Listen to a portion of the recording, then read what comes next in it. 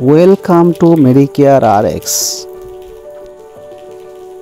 আজকে আলোচনা করব দাঁত কি এবং কেন হয়, দাঁত কত প্রকার, দাঁতের লক্ষণ কি, রোগ নির্ণয় কিভাবে হয়, দাঁত হলে রোগীরা কি কি ভুল করেন, কিভাবে দাঁত প্রতিরোধ করবেন। আসুন তাহলে বিস্তারিত জেনে নিই। দাঁত কি? দাঁত ত্বকের একটি ছত্রাকজনিত সংক্রমণ। ফাঙ্গাসের আক্রমণে এই রোগ ছড়ায়। দাঁত একটি ছোঁয়াচে রোগ। মাথা থেকে পায়ের তালু পর্যন্ত দাঁত হতে পারে। আসুন তাহলে এবার জেনে নিই দাঁতের প্রকারভেদ। শরীরের দাঁত, পায়ের দাঁত,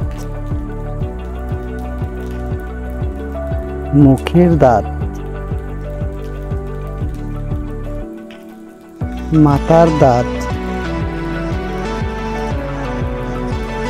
কুস্কির দাঁত। এগুলো ছাড়াও দাঁত বিভিন্ন নামে পরিচিত হতে পারে। এবার আসুন জেনে নিই দাঁতের লক্ষণ কি কি। দাঁত গোলাকৃতির হবে, চারপাশের অংশ একটু উঁচু এবং মাঝখানের অংশ হালকা হবে। অনেক সময় চুলকানি অতিরিক্ত এবং প্রদাহ হতে পারে।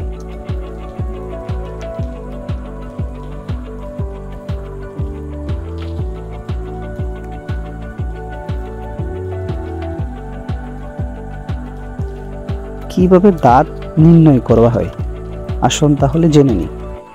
শারীরিক পরীক্ষা। চিকিৎসক চর্মরোগের উপস্থিতি থেকে নির্ণয় করতে পারেন। কিছু ক্ষেত্রে কালচার পরীক্ষার মাধ্যমে ছত্রাক শনাক্ত করা হয়।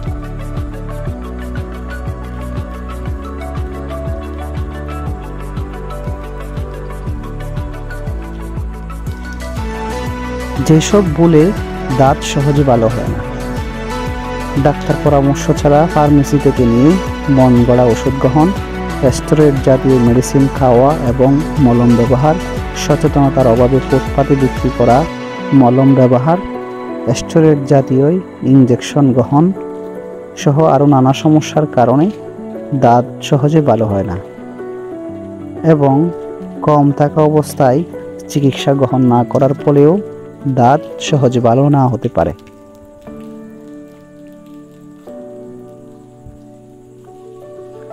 কিভাবে দাঁত প্রতিরোধ করবেন, আসুন তাহলে দেখে নিই।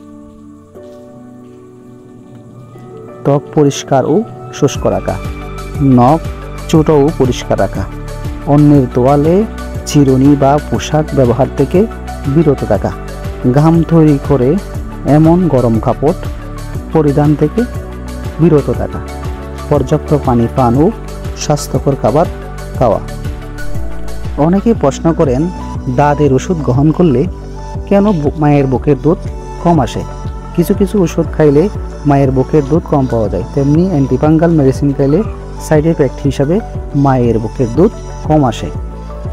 ভিডিওটি ভালো লাগলে অবশ্যই সাবস্ক্রাইব, লাইক, কমেন্ট করে পাশে থাকবেন। ধন্যবাদ। মেডিকেয়ার আরএক্স পরিবার।